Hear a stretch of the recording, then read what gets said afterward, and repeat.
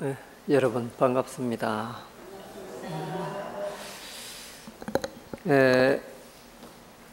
연일 이 더위가 기승을 부리고 있습니다. 장마가 끝난 이래로 요 며칠이 더더욱 더운 것 같습니다. 다들 피서가는 피크 타임에 또 이렇게 절에 오셔서 기도하시고 또 법문 듣고 참 현명하고도 훌륭하신 선택인 것 같습니다. 바닷가에 계곡에 가는 것도 의미가 있지만은 갔다 오면은 피곤하고 후유증이 많이 남는 게 요즘 피서입니다. 근데 이렇게 도심에 저 바다보다도 계곡보다도 더 청량한 그런 휴식 공간이 있어서 그야말로 부처님 법도 닦고 신심도 쉬어갈 수 있는 그러한 자리가 있으니까 이거야말로 금상첨화다 이렇게 생각을 합니다. 어쨌든 여러분들은 참 복이 많으신 분들입니다. 왜냐하면요, 다른 그 중소도시에는 이런 법당이 없어서 법문을 못 듣는 그런 분들이 많이 있습니다.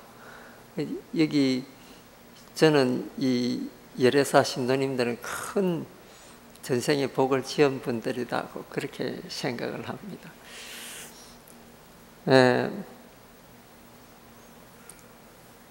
얼마 전에 제 아는 분이 어느 교수님 한 분을 모시고 왔습니다.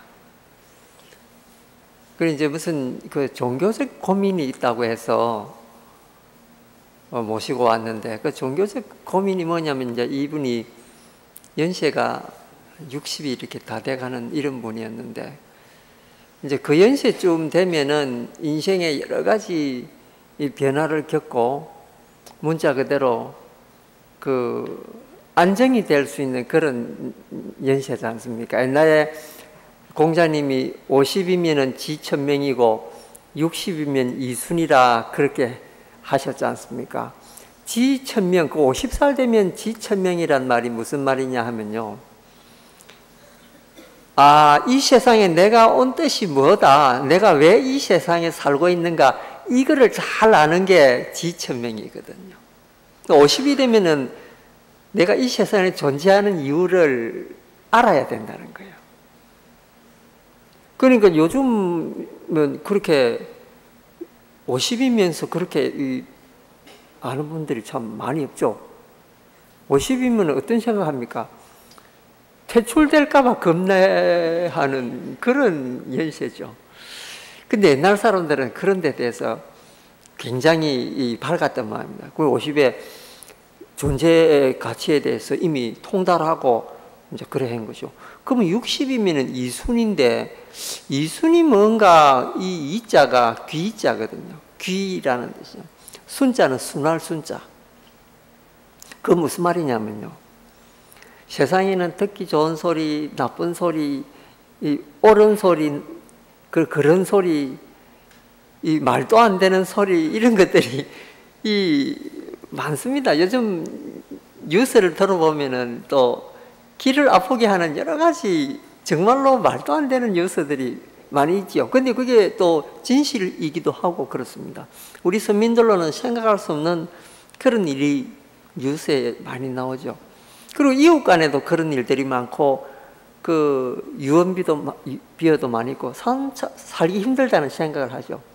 그런데 그런 말을 들을 때 그 말에 대해서, 그런 말들에 대해서 끄달리지 않고 자기 판단이 분명해서 그런 말이 그런가 하고 그냥 이렇게 듣는다는, 그게 이순이란 뜻이거든요. 어떤 말이 들려도 그 말을 그냥 쓱 이렇게 넘겨버리지, 그거를 분석하고 앉아 있는 그런 게 아니라는 거죠. 그러니까 자기한테 욕하는 말, 세상을 욕하는 말, 세상을 비관하는 말, 어떤 말이 들려도 그 말이 그냥 썩 넘어갈 수 있는 경지가 때가 있는 거. 요즘 말로 도인의 경지가 돼야 이제 그래 되겠죠. 그런 거를 뭐라고 하냐면 이순이라고 그래요. 그 경지 되기 힘들잖아요. 예를 들면 누가 내한테 비난하는 말이나 나쁜 말, 욕설을 한다 그러면 우리는 발끈합니다. 그건 뭐 노소를 안 가리고 그러지 않습니까? 근데 그 연시에 되면 그런 말 들 때 썩 웃어 넘길 수 있는 여유가 있어요. 그리고 자기를 칭찬한다 해도 그렇게 기뻐하지 않고 칭찬과 모욕에 대해서 무심하게 넘길 수 있는 경지, 그거를 이순이라고 그러거든요. 그 다음에 이제 옛날부터 70 사는 경우가 참 드뭅니다. 그 40대면은요, 옛날에는 그 짝대기 이 지팡이를 쥐고 다녔습니다. 그러니까 60대 환갑인데 환갑 굉장히 크게 했지 않습니까? 요즘은 환갑잔치 하면은 좀 이상하다고 해서 환갑잔치 안 하려고들 그러거든요. 한 80이나 돼야 이제 잔치한다고 그러죠. 그 정도로 수명이 늘어났다는 건데, 옛날에는 정말로 40대면은 그 지팡이 짚고 영감 흉내를 다 내고 그래 다녔습니다. 그러니까 70이 고래인데, 고래라는 거는 옛날부터 오면서 이런 뜻이거든. 희, 드물다는 거죠. 그러니까 70 된 사람은 옛날부터 보기 드물다 이런 건데, 요즘은 70 청춘이죠. 청년, 경로당에 가면 심부름 해야 됩니다. 70애가 가면은 애들 왔다고 심부름식이 있고 그러죠.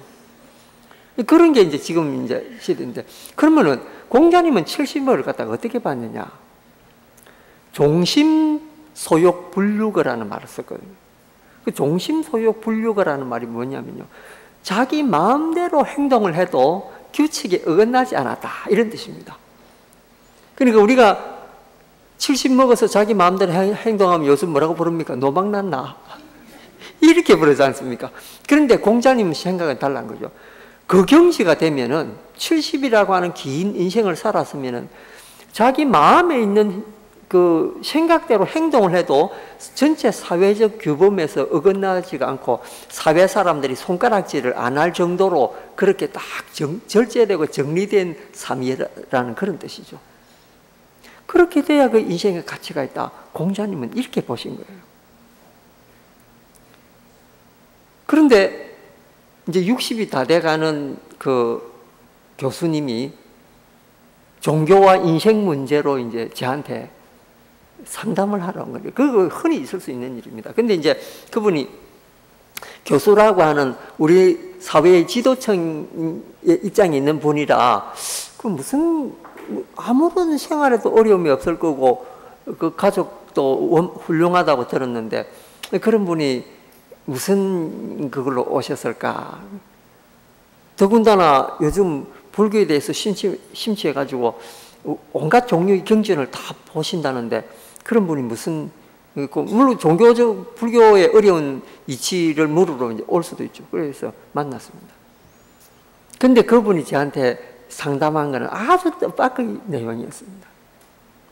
그분은 40이 넘어서 불교를 만나가지고 너무 불교가 좋아가지고 밤낮으로 경전을 끼고 사는데, 그러니까 그러다 보니까 한 20년 흘렀는데 자기가 시간이 가면 갈수록 불교에 대해서 심오한 것에 대해서 도저히 놓을 수가 없는데, 근데 뭐냐, 모태신앙으로 기독교를 가진 거예요. 그러니까 이를 버리자니 이제 부모님하고 이제 이 모태신앙이 되노니까 부모님을 어기는 것 같고, 그리고 심정적으로는 불교가 너무 좋아서 불교를 떠날 수가 없고, 어찌하오리까 나이가 이제 연세가 60이 다 돼가니까 그런 기로에 서가 있는 거예요. 그래 이제 제가 그분 성을 여쭈었습니다. 저 교수님은 성씨가 어떻게 됩니까? 그러니까 예, 경주 김씨입니다.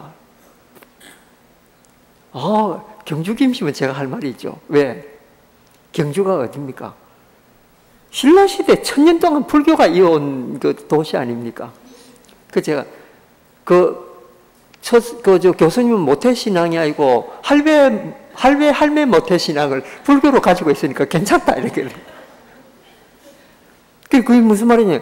경주 김씨가 원래 시족이 경주인데 그건 1000년 동안에 불교를 신앙해 온 곳이고, 그 교수님 조상을 쭉 올라가 보면 다 불교 신자였는데, 한때 어머니가 기독교 신자라고 애를 배에 뱄을 때 그 세례를 주고 뭘 하고 해가지고, 아, 내 아기는 이 기독교 신앙을 가졌다. 이거는 한때뿐이잖아요. 그런데 올라가면은 여러 수십 대를 거쳐서 불교 신앙을 했는데, 그건 모태 신앙보다 더한 모태 신앙 아니냐.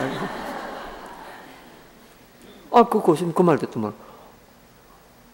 스님 그 말 맞긴 맞네요. 그러는 거예요. 그래서 제가 딱 일침을 놨습니다. 아니, 교수님이, 근데 내가 웃자고 이런 소리를 하는데, 교수님이 지금 그런 말씀 하십니까? 어떻게 모태신앙에 생각이 박혀가지고 왜 발상을 전환을 못하느냐? 그러니까, 교수님, 그게 무슨 말씀입니까?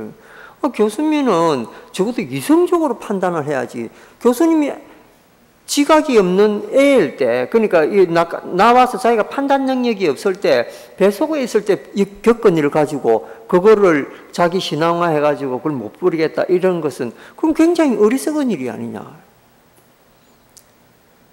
그 이제 그분 말씀이, 저도 이성적으로는 그렇게 생각하는데 제 이제 감성이 정말해서 어머니하고 이런 그런 걸 연관시켜서 생각해 보니까 그 참 이 변하기가 어렵다는 거예요. 그래, 20년 동안 제가 불교 헛거했다 이랬습니다. 불교는 이성적인 거고 올바른 거를 판단하는 기준이 되는 건데, 교수님이 지금까지 책 뭐 하려고 읽었느냐고. 그 인식의 전환이 없으면 불교도 제대로 받아들일 수가 없는데, 그 핵심적인 걸 지금 놓치고 가는 거 아니냐. 아, 선생님 정말 그렇군요. 그래서 그 교수님이 그 뒤에 이제 집에 가가지고 며칠 동안 또 제가 한 이야기를 생각하고 이래가 얼마 전에 전화가 왔는데, 스님, 이제 3기의하고 5계를 받기로 했습니다. 예, 이제 완전 불교 신자가 되겠다. 그 사람이 이렇게 참 어리석다라고 생각을 하는 게요. 오랫동안 연구하고 가치가 있는 것도 어떤 자그마한 감정적인 문제 때문에 쉽게 그걸 판단하기가 어려운 게, 이게 또 인간이거든요. 그래서 이걸 부처님은 뭐라고 말씀하셨느냐면 이걸 무지라고 말씀하셨습니다. 그러니까 정확한 판단과 이성에 의한 이런 것이 아니고 그냥 감성에 의한 것이라면은 그것도 가치는 있는 것이지만은 그게 올바른 판단이 되는가는 한번 심사숙고를 해봐야 된다. 이게 부처님 가르침이거든요. 그래서 불교는 늘 이성을 주장하는 이유가 바로 그런 데 있습니다. 그 이성이 밝아지면은 그것이 결국 자기를 괴롭히는 것이 아니고 자기를 행복으로 이끄는 수단이기 때문에 그것이 꼭 필요하다 이거죠. 그래서 우리 사회는 지금 그런 이유로 해서 많은 사람들이 방황하는 경우가 많습니다. 절은 좋은데 모태신앙이라서. 근데 여러분, 지금부터 500년 전만 거슬러 올라가도 고려 이 300~400년 동안에 전 국토가 불교 신자였고, 삼국시대 1000년 동안은 온 우리 삼국이 불교 나라였습니다. 그러니까 모태신앙을 따질 게 없죠. 모태신앙으로 따지면 그보다 더 그 깊이가 있는 그런 그게 어디 있겠습니까? 그러니까 근본적으로 대한민국 국민은 불교 모태신앙이다. 이래 보시면 됩니다.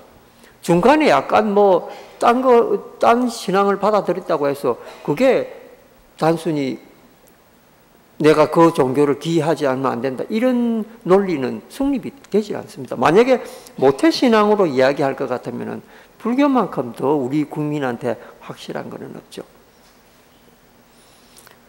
그렇기 때문에 이런 문제에 대해서 혹시 이웃에서 고민하시는 분들이 있으면 속 시원하게 해결해 주십시오. 원래 모태신앙은 불교였다라고. 그러니까 이제 그렇게 대답하시면 아주 편할 것 같습니다. 자, 오늘 우리가 하는 이 유마경, 여기도 이제 법에 대해서 이야기를 하고 있습니다. 이 법에 대해서는 이 우주의 법칙, 그 다음에 인간 그 본래 성품에 대한 법칙 등등 여러 가지 법칙이 되고 있는데, 이 법은 가령 예를 들면 조금 전에 말씀드린 대로 사회에서 이렇게 교수직도 하고 세간에 여러 가지 지식과 지혜를 많이 가진 분들이 종교는 불교가 아닌 다른 종교를 선택을 합니다. 그러면 이제 그분들도 알아요. 근데 왜냐면 거기 가는 이유 중에 하나가 아들, 딸, 그 종교에 가기 때문에 나도 간다. 이런 분들 많이 있고요. 또, 교회 나가니까 더 재밌더라. 이렇게 나가는 분들이고, 나가는 이유가 여러 가지입니다. 그래서 그걸 불교에서 뭐라고 부르는 줄 아십니까? 그걸 세지변총이라고 부릅니다. 세지변총은 무슨 말이냐면요. 세간의 지혜는 뛰어나지만은 불교를 바라보는 눈은 이게 특별한 눈이 없으면 불교를 제대로 볼 수가 없습니다. 제 아무리 사회에서 많이 배워도 불교 보는 안목은 따로 있습니다. 그래서 불교는 기본적으로 두 가지가 있어야 불교를 만날 수 있는데, 첫째 하나는 과거 전생부터 지어온 지대한 인연이 없으면은 만날 수가 없습니다. 그래서 부처님께서도 말씀하셨죠. 그 열의 삼불능이라고 해서 부처님은 인연 없는 중생은 부처님이 아무리 노력하고 손을 내밀어도 그 중생 제도할 수가 없습니다. 그러니까 부처님 시대 때도 부처님 바로 이웃에 거주하는 그 부처님 계시던 그 절 옆에 살던 사람들도 평생 부처님을 인사 한번 못 드리고 살았던 사람들이 많이 있습니다. 그런 반면에 저 남인도 아주 먼 곳에서 몇 달을 걸려가 와야 되는 그런 거리에서도 부처님 한번 챙겨나고 법 한번 들으려고 온갖 노력을 다해서 온 사람들이 있습니다. 그게 뭐냐면은 이게 인연법이거든요. 그리고 부처님 법이 아무리 뛰어나도 인연 없는 중생은 제도하지 못한다는 그게 그 말이거든요.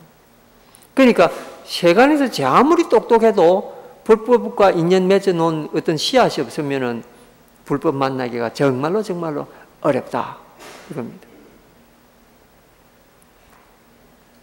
두 번째는 불법을 만나도 이 정견을 만나기 어렵습니다. 제대로 된 지혜를 갖춘 불교 이치를 만날 수가 없다. 예를 들면은 우리도 그렇지 않습니까? 이 절에 가면은 이 절대로 기도법이 있고, 저 절에 가면 저 절대로 기도법이 있고, 이 스님한테 가니까 아미타불을 해라고, 저 스님한테 가니까 관세음보살하고, 도저히 송잡을 수가 없고, 이쪽에는 금강경 읽으라고, 저쪽에는 화엄경 읽으라고, 대체 뭐 해야 되나? 어떤 스님한테 가니까 남방불교 아함경이 제일이다 이라고, 어떤 스님한테 가니까 북방불교 화엄경이 제일이다. 대체 제일이 뭐냐 이거죠.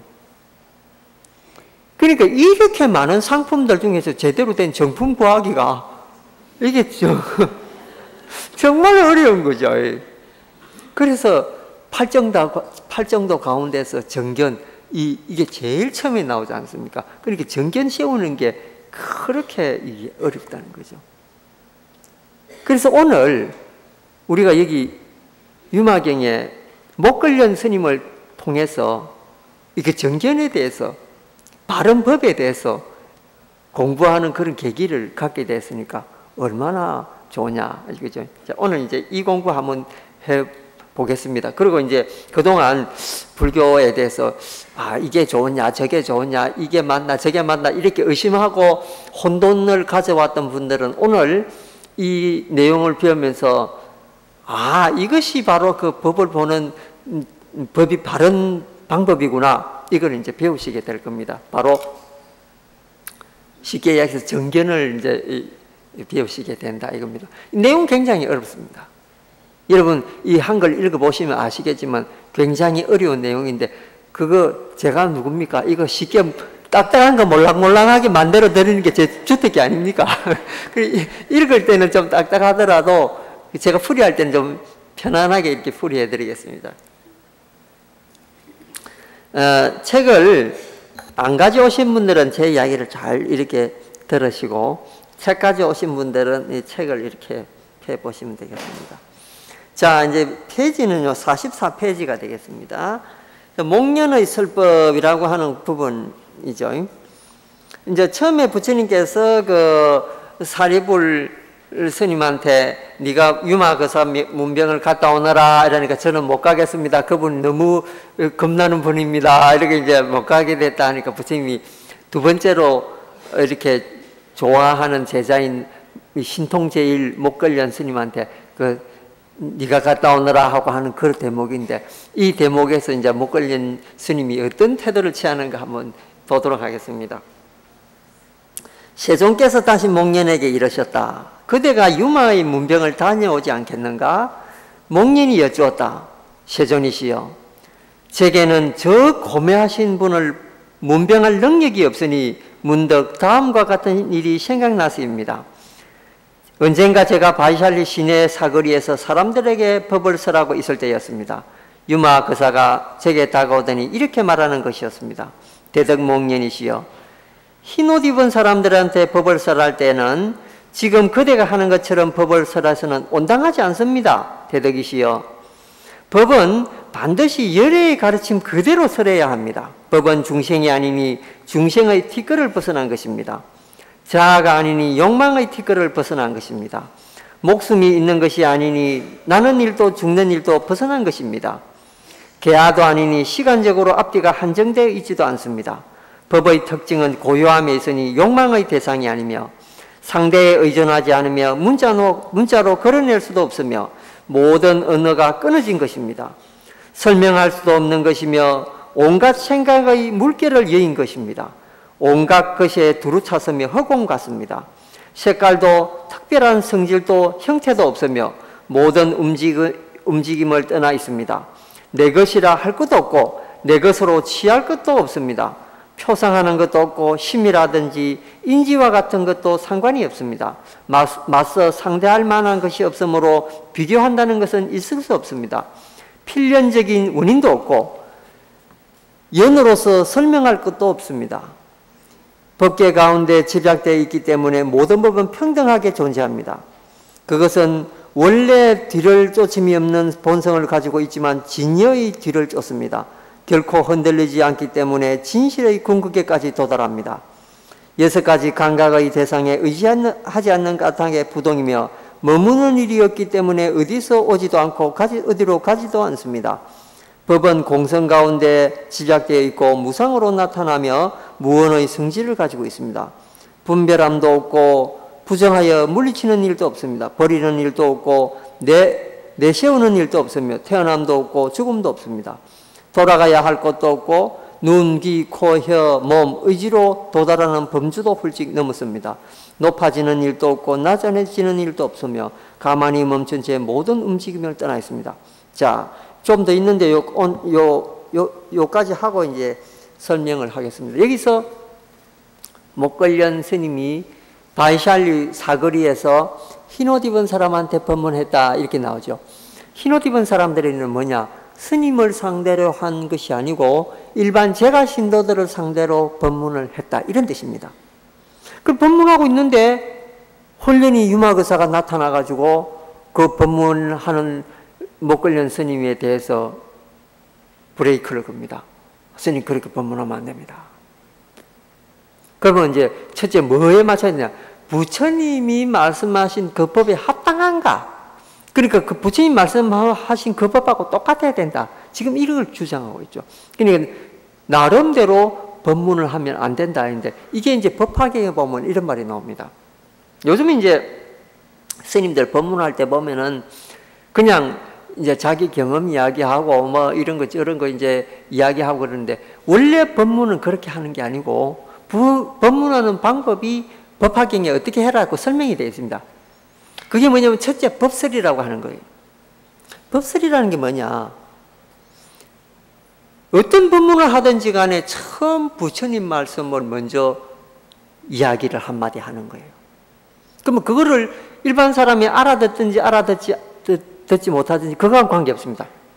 재행은 무상하다 이런 게 부처님 말씀이죠. 그러면은 재행이 무상하다는 말이 사람은 못 알아듣더라도 먼저 그 말을 먼저 해놔야 된다는 거죠. 그래 놓고 그 말을 풀어가야 된다는 거예요. 그게 법설입니다. 법대로 설명해라 이거거든요. 그러니까 이제 오늘 같이 법문할 때도 요 내용이 좀 어렵지만은 본문 그대로 쭉 읽어 나간 게 이게 법설이거든요. 경에 있는 대로 말씀을 드린 거예요. 두 번째 이제 부처님께서는 법설하고 난 뒤에는 뭐를 해라?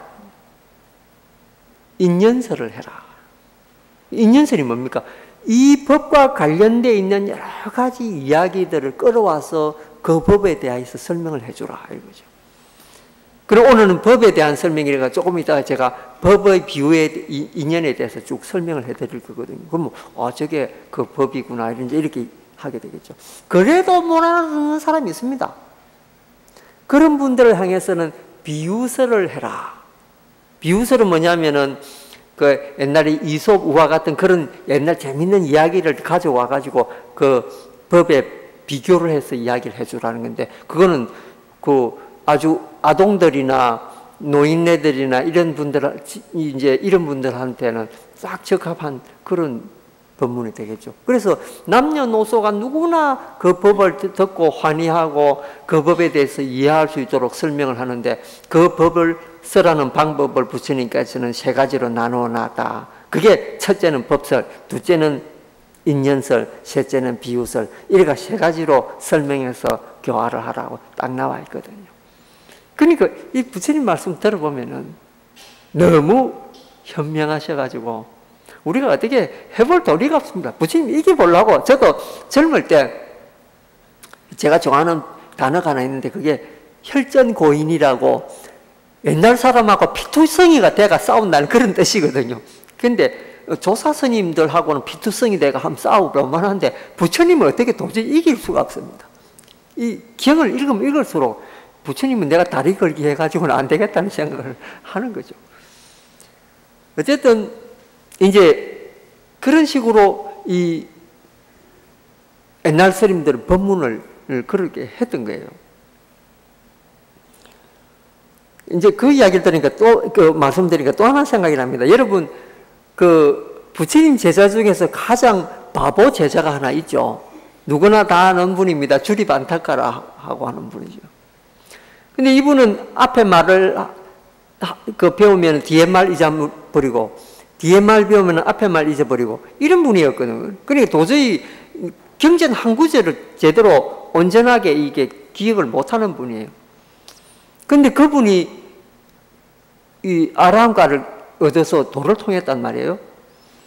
근데 이제 도를 통하고 나면은 옛날에는 비구니 스님들한테 가서 법문을 하게 돼 있습니다. 보름마다 가가.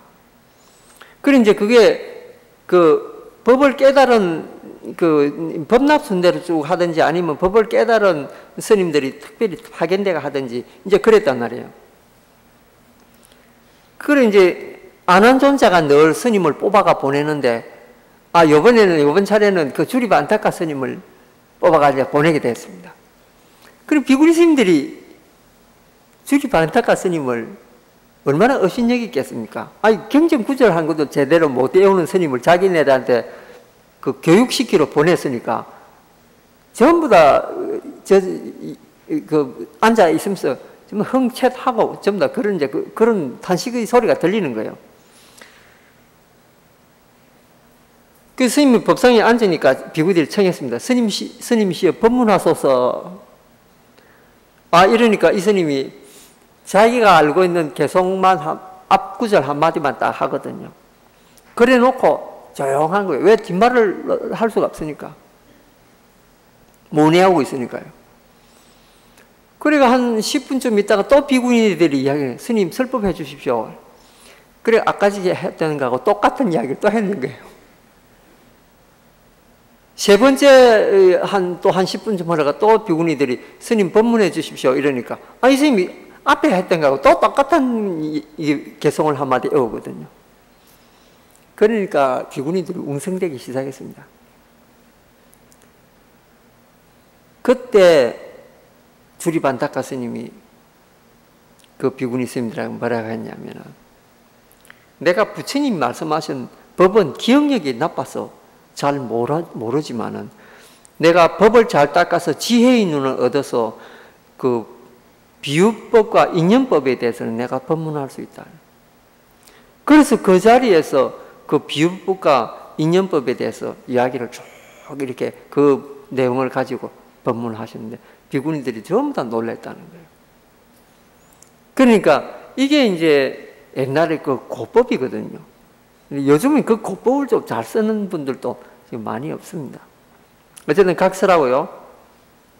여기 나오는 법의 모양을 대해서 이 유마거사가 여러 가지 말씀을 하고 있습니다. 이거는 정말로 우리 감각으로는 잡을 수가 없는 그러한 것이 바로 법이다. 이걸 지금 설명하고 있죠. 그런데 옛날 사람들은 법을 어떻게 인식했는가, 이제 이걸 우리가 한번 생각해 보면은 이해가 갑니다. 옛날 사람은 수행 어떻게 했을까요? 지금 사람들은 이 경전, 이거 종이 만들어지고 활자 만들어져가지고 찍어가지고 보고 있는데 2500년 전에는 이 활자도 없고 이 종이도 없으니까 전부 다 이렇게 듣고 외우는 수밖에 없거든요. 그 경전도 그렇고, 그럼 요즘은 화두법이 이 관화선, 우리나라 이제 참선법이 관화선법인데, 이 관화선이 나와가지고, 이건데 중국 그 당나라 때 나온 거거든요. 근데 부처님 때는 이 화두법이 없었습니다. 그럼 그 스님들이 어떻게 공부했나? 그러면 그 공부하는 이유가 뭐냐면, 여기 말하는 이 법을 보기 위해서 공부를 하는 거거든요. 지금 스님들도 마찬가지입니다. 근데 요즘은 화두법 챙기면서 뭐라고 합니까? 네 마음을 봐라, 이런 거잖아요. 네 자신을 알기 위해서 공부하고 마음을 보기 위해서 공부하라, 이렇게 하거든요. 요즘 스님들 치고 법을 보기 위해서 공부한다라고 이야기하는 사람 거의 없습니다.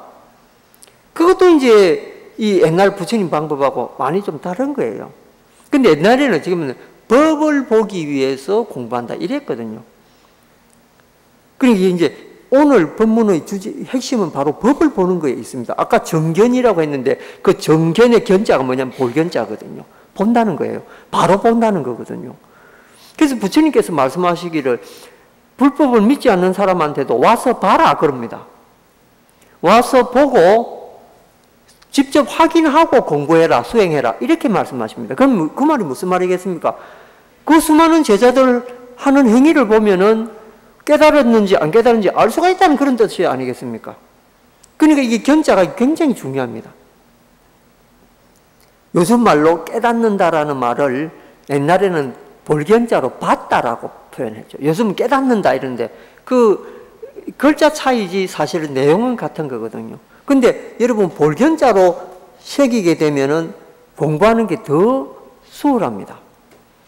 깨달았다 이렇게 이야기하되면 뭔가 환골탈태하고 뭔가 내하고 전혀 다른 세계의 어떤 그런 데 살고 있는 듯한 느낌이 들지 않습니까? 근데 보는 것은 누구나 다 볼 수도 있거든요. 나도 볼 수도 있고 여러분도 보고 개도 보고 소도 보고 다 보는 게 이게 보는 거거든요. 그런데 깨달은 거는 우리 법무중심은 안 되고 좀 경계가 높은 분만 되고 소, 개, 닭 이런 것들은 깨달을 수가 없는 거죠. 그런데 묘하게 불성이라고 하는 거는 소, 개, 닭이나 인간이나 다 있는 거니까 그거 다 볼 수가 있죠. 그러니까 이게 견자가 중요한 건데 바로 보느냐 못 보느냐 이 차이라는 거죠. 근데 법의 성품을 바로 본다는 거는 이건 정말로 중요한 거거든요. 바로 깨달음에 들어간다는 그런 뜻이 아니겠습니까? 그러면 대체 이제 그럼 어떤 식으로 해서 그러면 봐야 되느냐? 요즘같이 가나성 내가 먹고라든지 무슨 뜰 앞에 잣나무라든지 개는 불성이 없다든지 이런 식으로 화두를 들어가지고 해야 되느냐? 옛날 사람은 그거 안 썼거든요. 그 뭘 썼습니까? 자기가 제일 잘 알 수 있는 것부터 시작하라. 그럼 자기가 제일 알 수 있는 게 뭡니까? 자기 몸뚱이지 않습니까? 내 몸뚱이보다 내가 더 잘 아는 건 없습니다. 예를 들면 이 책이 한 권이 내 책이라 하더라도 이건 온전한 내 것이 아닙니다. 왜? 이 책 내용이 내 머릿속에 다 안 들어있거든요. 책을 봐야 이게 무슨 글자라는 거 알 수 있거든요. 이거 내 거라도 내 거 아닙니다. 그런데 내 몸은요, 내가 가장 잘 느낄 수 있습니다. 물론 오장육부가 안 보이니까 알 수는 없지만 그래도 이거 내 정신 담고 댕기고 모든 걸 담고 댕기니까 이건 내 거라고 지금 이야기를 기본적으로 하죠. 내가 가장 느낄 수 있기 쉬운 건데, 근데 부처님 주한점이 뭐냐면 요거부터 시작하라는 거였어요. 그러니까 요즘 사람하고 공부 방법이 다른 게, 요즘 사람들은 화두를 하나 딱 떼어놓고 그 화두에 들어가는 게 이 사람들 우리의 요즘 공부 방법이죠. 조주 스님이 무자 하라고 했어요. 무자 이러면서 무자 화두 유명하죠. 그럼 이제 그것만 이제 하게 되죠. 근데 부처님께서는 뭐 가르치냐? 몸뚱이를 한번 잘 봐봐라. 그 몸뚱이를 우리 볼 때 뭘 봅니까? 눈으로 보고, 귀로 듣고, 코로 냄새 맡고, 혀로 맛보고, 손으로 이렇게 만지면 감촉이 느껴지죠. 그 다음에 그걸 촉이라 그러거든요. 감촉. 그 다음에 제일 중요한 게 뭐냐면은 그런 거를 받아들여가지고 생각하는 이게 그걸 의식이라고 그러지 않습니까? 그래서 그걸 6가지를 잘 한번 생각해봐라. 부처님 방법 바로 이겁니다. 그래서 내가 지금 보고 있는 거, 내가 냄새 맡는 거, 내가 맛보고 있는 거, 들리는 거, 내 몸이 이렇게 어디 만져가지고 느껴지는 거, 이거를 주위에서 관찰하라고 이야기해요. 그러면 의식이 전부 자기 움직임에 딱 가가 있기 때문에 다른 생각이 안 나고 오로지 거기에 생각이 이렇게 집중이 돼가 있다는 거예요. 그러면은 그 집중이 돼가 있는 상태에서 계속 거기 지속이 되면은 이 몸에 대한 움직임과 흐름을 제대로 파악을 할 수가 있다. 근데 그 파악을 하고 나면은 나중에 정신 상태까지도 어떻게 움직이는가를 잘 알 수 있다는 거예요. 그거를 이 관장하는 것이 불교에서 용어에서 말하는 이 의식이라고 하는 거거든요. 의식이 제대로 딱 조정이 되면은 다른 것들은 다 잡히는데 그 의식이 완전히 통제가 되면은 예전 부처님 말씀하신 재행무상이라든지 제법무화라든지 이런 법에 대한 연기라든지 이런 데 대한 사유가 이제 거기서 나오는 거죠. 그게 법에 대한 사유. 그래서 우리가 이걸 뭐라고 부르냐면 옛날에는 사념처관이라고 불렀습니다. 사념처관이 뭡니까? 몸뚱이 관찰하는 거. 그 다음에 느낌 관찰하는 거. 그 다음에 마음 관찰하는 거. 요게 이 눈, 귀, 코, 입, 이 몸뚱이 요게 가지고 5가지를 우선 관찰하고 그 다음에 6번째 의식을 관찰하고 그래서 6가지로 관찰하는 것을 이 신, 마음, 몸신자, 수, 느낌 숫자 그 다음 이제 심, 마음, 심자 요 3가지로 표현을 한 거예요. 심, 수, 신 이렇게 3가지를 한 거예요. 그래 놓고 그거를 잘 관찰해 가지고 마음이 고요해지고 통제가 되면은 부처님이 말씀하신 연기법을 관찰해라. 그게 법이거든요. 그거를 4가지 이 관찰을 한다고 해서 사념처관이라고 부릅니다. 그러면은 사념처관의 핵심이 뭐냐? 바로 이 법을 관찰하는 거거든요. 이 연기법이야말로 여기서 말하는 이 유마거사가 이야기하고 싶어하는 바로 이 법입니다. 그러니까 우리가 이 법을 인식하는 순간 이 법이 존재하고 우리가 그 법을 인식하지 않으면 그 법은 그냥 존재는 하지 우리가 인식 못하는 그런 상태가 되어버리죠. 그렇기 때문에 여기에 나오는 것은 법은 죽지도 않고 나지도 않고 이렇다는 말이죠. 그 우리가 인식할 때는 법은 태어나는 거고 인식 안 하면 그냥 죽어버리는 거죠. 저 하늘에 있는 별이 정말로 몇억 광년을 가야 도달할 수 있는 그런 별들이 있습니다. 우리가 그거 인식하지 않는다고 해서 그 별이 거기에 존재하지 않는 건 아니거든요. 있습니다. 그러나 우리가 천체 과학자처럼 하루 정도로 거기에 뒤다보고 망원경 뒤다보고 그러면 그 별에 대해서 늘 인지가 되죠. 근데 우리는 그것까지 미처 관찰을 못하고 삽니다. 당장 눈앞에 있는 우리 이 목구멍이 포도청이라고 당장 먹고 살기를 해결하기 위해서 허덕허덕하고 있는데 어떻게 그거 생각합니까? 그리고 바다속에 어떤 희귀한 짐승이 있고 어떤 물고기가 사는지 우리가 근해에서 바다 잡히는 것만 신경 쓰지 심해의에 대해서는 별로 관심이 없습니다. 그러나 그들이 존재하지 않는 건 아니거든요. 있습니다. 법이 이런 겁니다. 법은 우리가 인식할 때 우리한테 가까이 오는 거지 인식하지 않으면은 우리하고 전혀 관계없는 것처럼 여기지죠. 그러나 그런 법들이 존재하기 때문에 우리 이 인간의 삶도 존재하는 거거든요. 무시는 하지는 않아야 된다는 거죠. 그거를 지금 유마거사가 여기서 이야기하고 있는 거죠. 우리하고 소용없다고 해서 그게 아무 쓸모없는 것은 아니다는 거죠. 그러면 그 시작은 어디냐? 우리 몸뚱이로부터 시작돼야 됩니다. 자, 한번 보십시오. 옛날에 어떤 스님이 구지선사라고 하는 스님이 있는데, 이 스님이 20년간 그야말로 요즘 말하자면 가나선을 해가지고 공부를 나름대로 좀 깊이 했다는 거예요.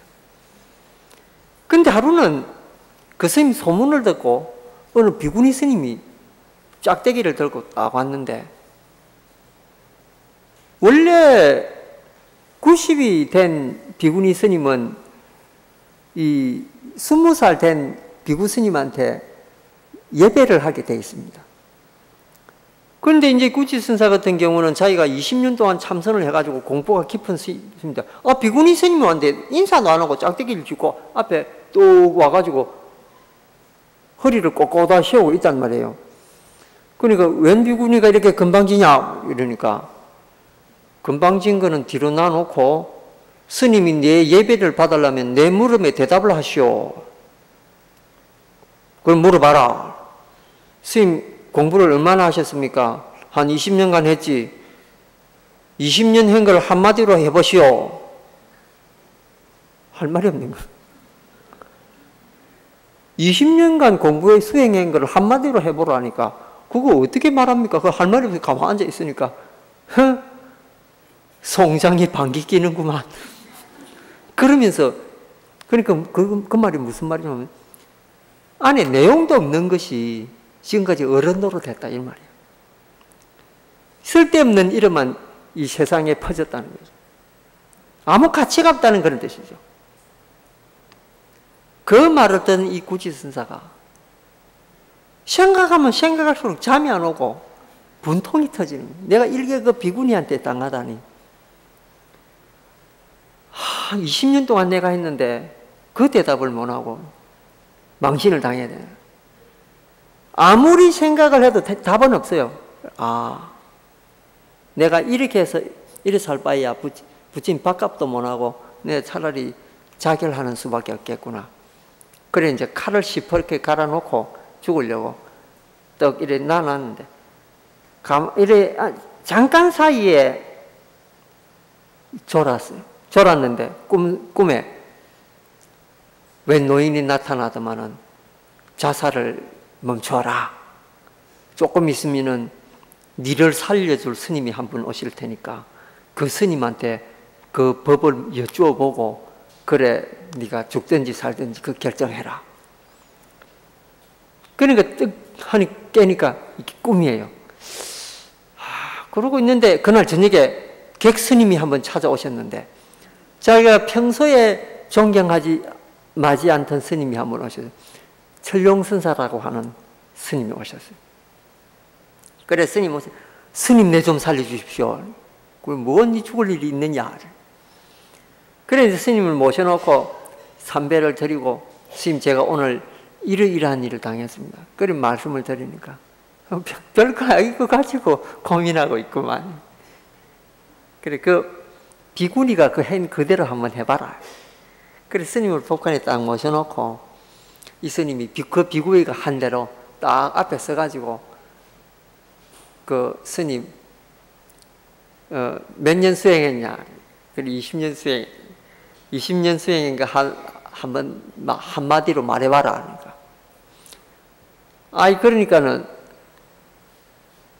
이 스님이 갑자기 손가락을 쑥 내미는 거예요. 그 순간 이 구지 스님이 그 자리에서 도를 깨달았다는 거죠.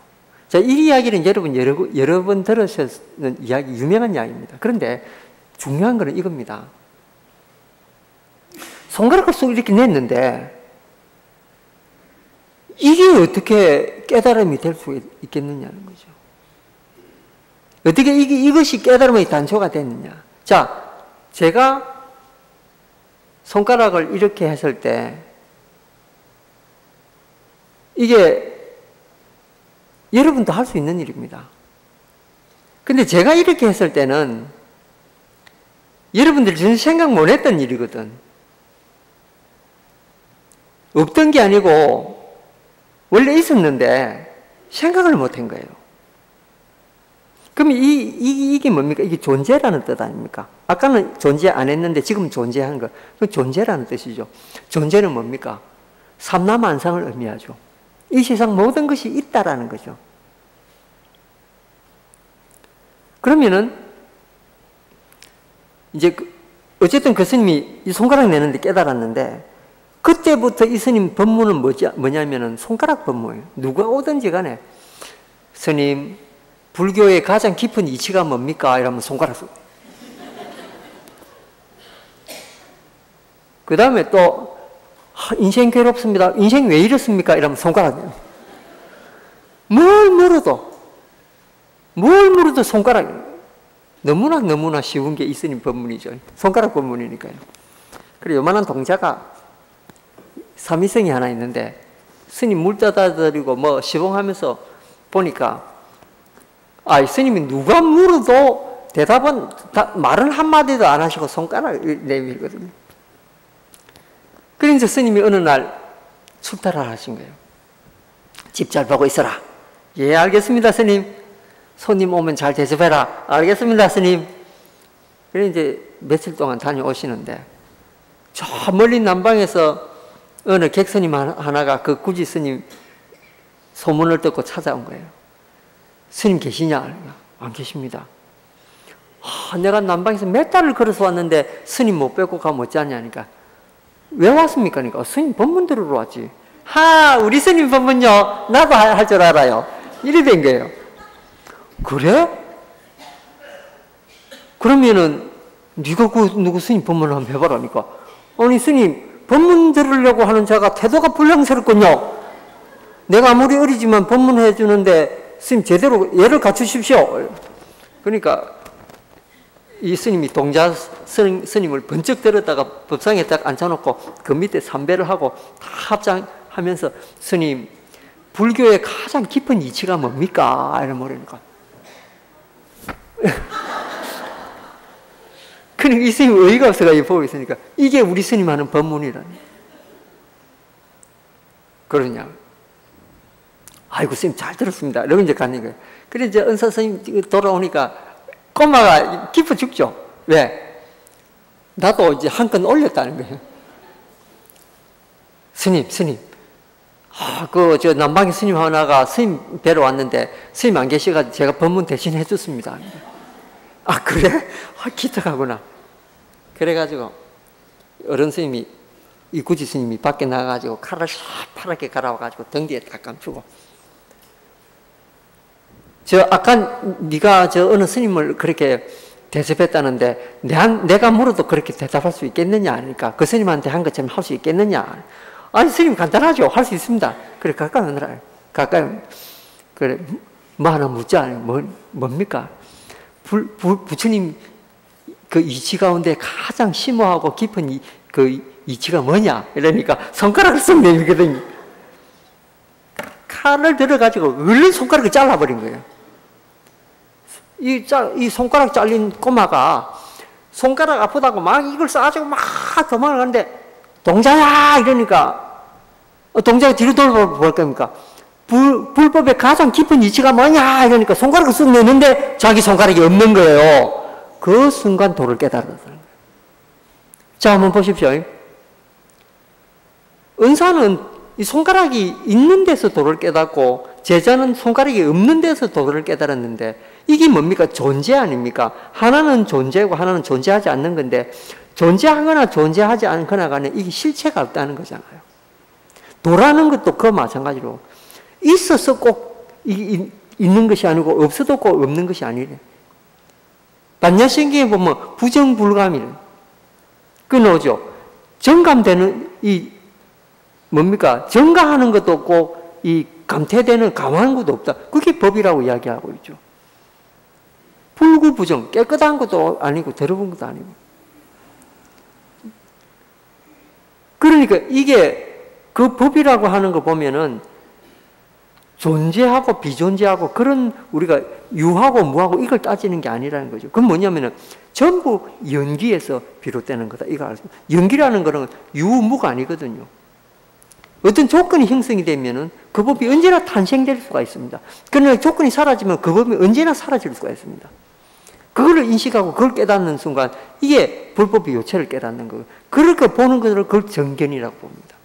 그래서 모든 불법의 이치를 바라볼 때 연기법으로서 바라보는 것, 이것을 정견이라고 하는 거예요. 그러니까 다른 거를 끌어와 가지고 이것이 불법의 이치다 이렇게 보는 거는 그는 정견이 아니라고 보는 거거든요. 법의 모양은 제일 잘 설명되어 있는 책이 있습니다. 그게 뭡니까? 법성계라고 하는 것 들어보셨습니까? 이 법성계를 들여다보면은 이 의상 선생님이 10년간 당나라에서 연구를 하셔가지고 개송을 쓰신 건데 그것보다 더 훌륭한 법에 대한 이치를 밝혀낸 그건 없습니다. 환경을 달달달 외워도 그 안에 들어있는 모든 핵심적인 이치는 바로 법성계에 다 들어있거든요. 그래서 법성계에 뭐라고 나옵니까? 법성원룡 무이상 제일 첫째 구절이 그거 아닙니까? 법성이라고 법의 성품이라고 하는 것은 이 우주와 같이 완벽하기 때문에 원룡하다는 것은 완벽하다는 뜻이거든요. 무이상 두 개가 아니다는 거죠.